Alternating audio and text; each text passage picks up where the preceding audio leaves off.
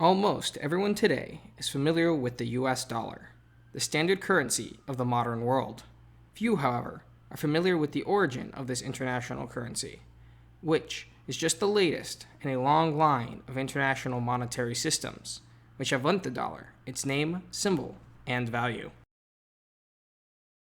To understand the development of the dollar, we have to understand the remarkable evolution in European coinage during the transition from the Middle Ages to the modern period.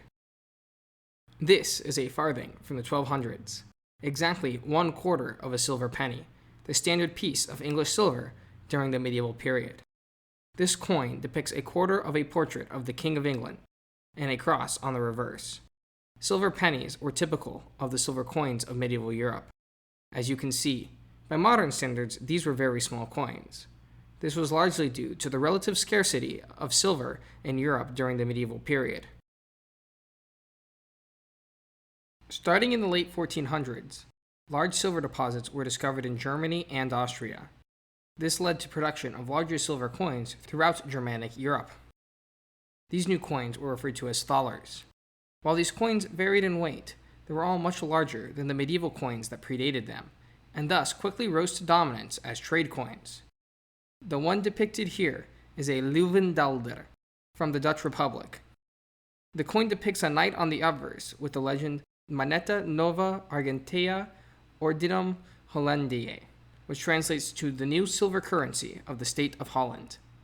The reverse depicts a lion with the legend Confidens Domino non movetur, which translates to he who trusts in the Lord is unwavering.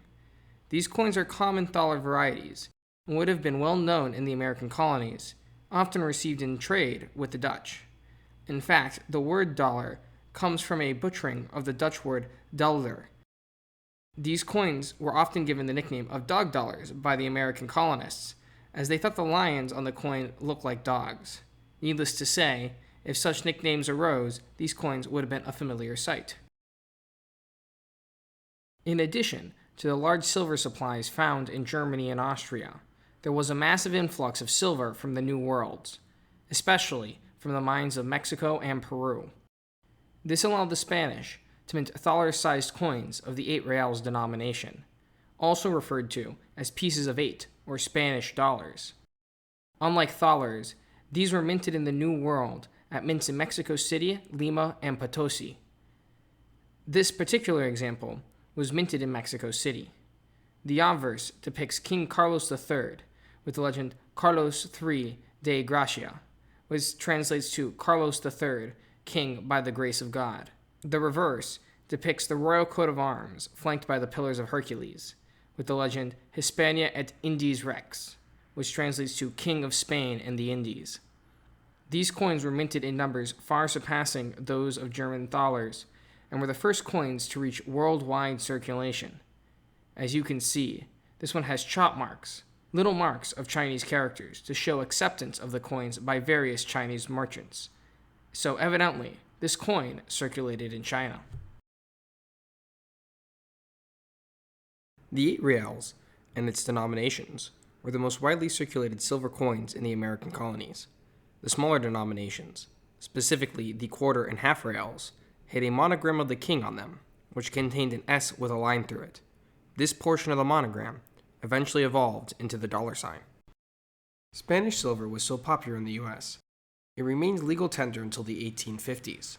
While the name of the dollar may have come from a Dutch coin, the size and weight of the US dollar was meant to be exactly the same as the Mexican piece of 8.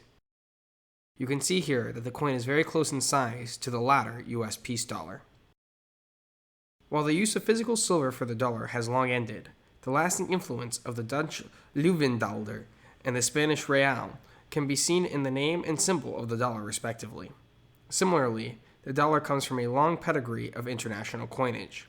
From the early Germanic thalers that dominated Europe, to the Spanish pieces of 8, which were the first truly international coinage, the dollar is the latest in a long line of international currencies.